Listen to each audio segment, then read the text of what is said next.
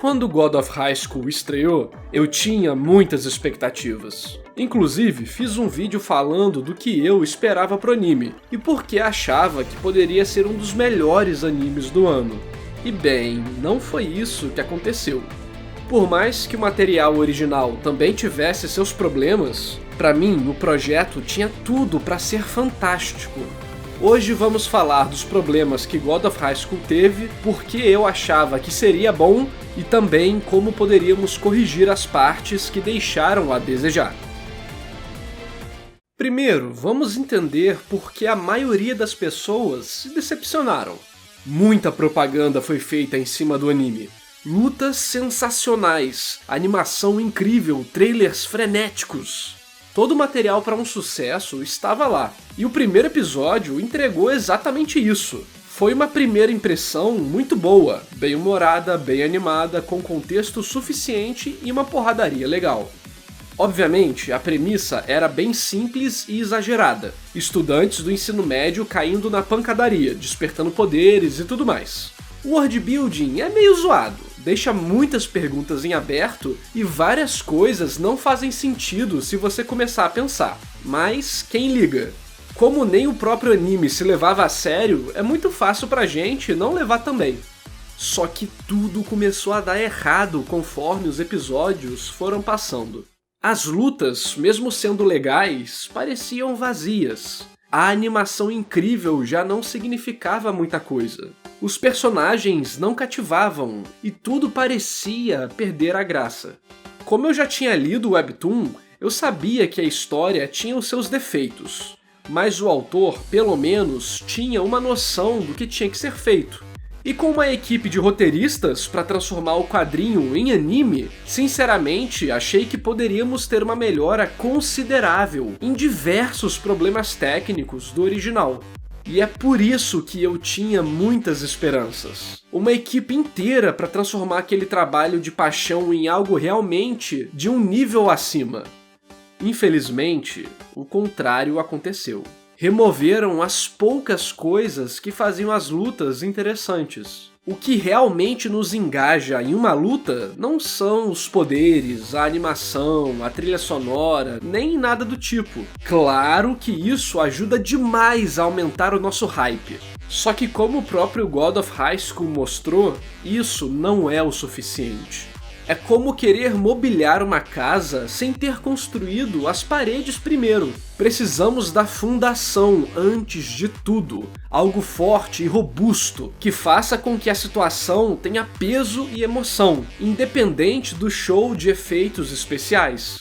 O webtoon tem noção disso. Antes de cada luta, temos um aprofundamento dos personagens. Entendemos um pouco da sua motivação, do seu passado, do seu sofrimento e das suas ambições. Além de também descobrirmos como as suas habilidades funcionam. Isso faz com que as pessoas possam se conectar com eles, mesmo que só um pouco. Apesar de muitos serem bem rasos, como o cara do taco de beisebol, que só tá na história pra explicar os golpes, ainda é melhor que nada. Ah, e isso também foi algo que eu senti falta na animação. No quadrinho, os golpes não são simples socos e chutes aleatórios. Existe um certo nível de estratégia ali. Temos golpes que são bons em situação X e outros em situação Y. Além de eu gostar muito de como foram desenhados e como usam os painéis ou falta de painéis para fazer a coreografia, dessa maneira podemos apreciar em maior detalhe o nível de proficiência dos lutadores, entendendo um pouco de cada estilo de luta e vendo a sagacidade deles. A ausência desse tipo de conteúdo na animação não foi o que estragou tudo. E pelo fato da mídia ser diferente, parar o combate para explicar as coisas pode ser bem chato. Então, não vou criticar essa parte. Ainda acho que poderia ter sido implementada de um jeito legal, mas não tenho as respostas comigo. Se você tiver alguma ideia, deixa aí nos comentários. Existe muita coisa em jogo nesse tipo de projeto, então é um corte que eu entendo, até porque o marketing estava completamente em cima das animações das lutas.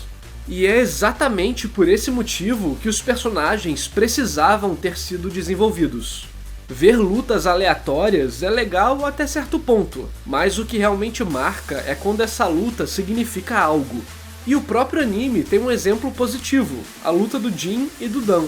Pra mim, ela foi a melhor luta da série, porque além de muito bem animada, a gente entendia o que movia eles, entendia o drama do Dan, tínhamos passado tempo com eles e conseguimos entender o peso de lutar contra alguém que você gosta, possivelmente destruindo o sonho dessa pessoa.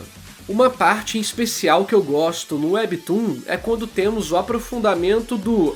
Pera aí, deixa eu ler o nome dele direito. Jin Pung Guang, que é o obreiro que quer voltar a estudar, que tem o cabelo verde. Apesar de ter umas partes meio confusas e não aproveitar bem o ritmo da história, a situação dele no quadrinho é algo facilmente entendível por nós. No anime até adaptaram isso, mas fizeram de maneira tão rápida, cortando tanta coisa, que sinceramente era melhor nem ter feito. Ok, já entendemos quais foram os problemas e por que eu tinha esperança, mas o que eu acho que teria que ser feito para melhorar o anime? Olha, mexer em um projeto desses não é fácil. É necessário agradar muita gente que, sinceramente, não liga muito para a qualidade da história. Então, não vou falar aqui de mudanças drásticas no plot. Vamos permanecer completamente no foco desse projeto, que são as lutas. Como as lutas poderiam ter sido melhores? A resposta envolve dois elementos: geração de empatia pelos personagens e fazer as lutas significarem algo internamente para cada lutador. Vamos por partes. A geração de empatia é algo essencial em qualquer história. Acompanhar personagens que você simplesmente não se interessa é torturante. E isso não é necessário só para os protagonistas não. Todos os personagens que vão passar por um momento de destaque precisam ter o mínimo disso.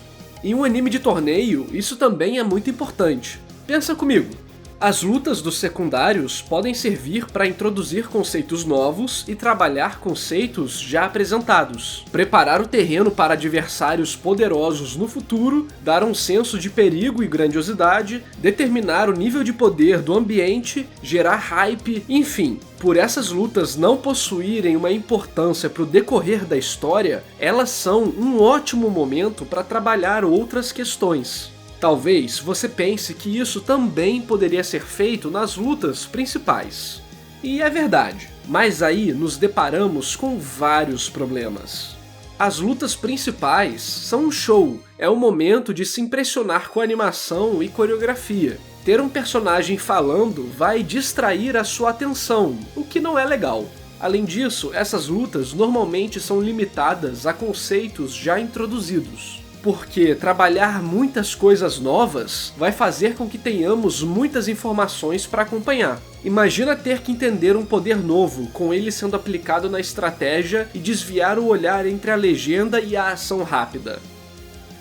Eu sempre falo sobre ciclos de tentativa e falha, foreshadowing, administração de tensão, e aqui temos aquele famoso caso de não te entregar algo que você quer agora para te entregar 10 vezes melhor no futuro.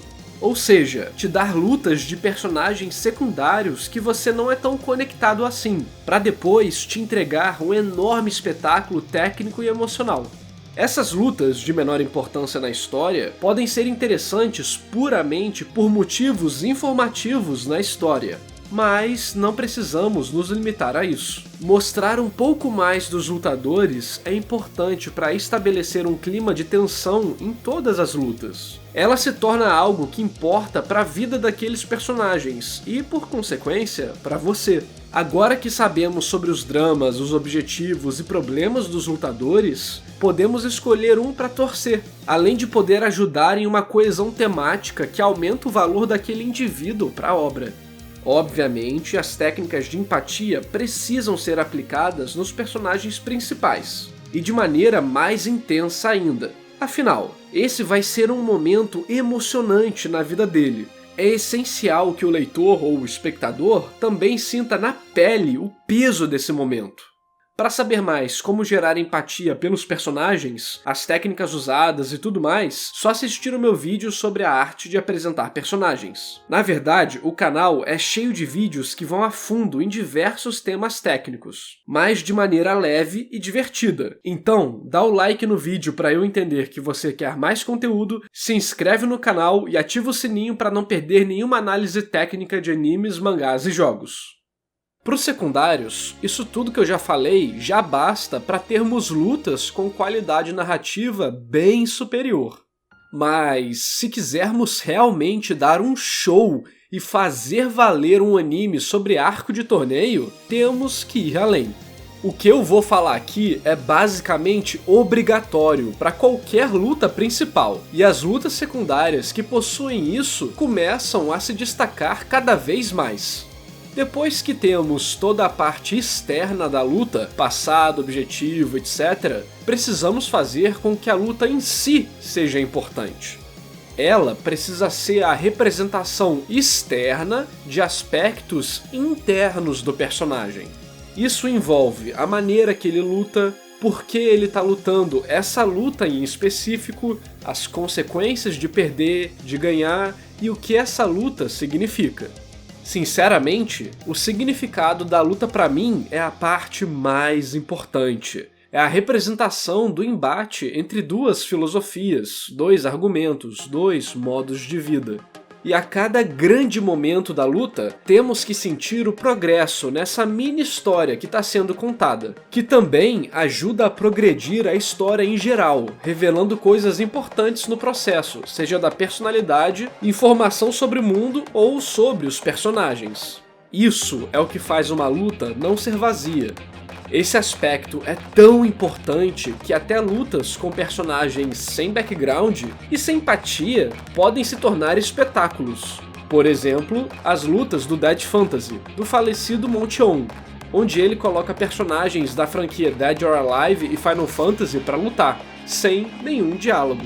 E esses personagens só servem como um arquétipo de estilo de luta, totalmente desconectados das suas franquias originais.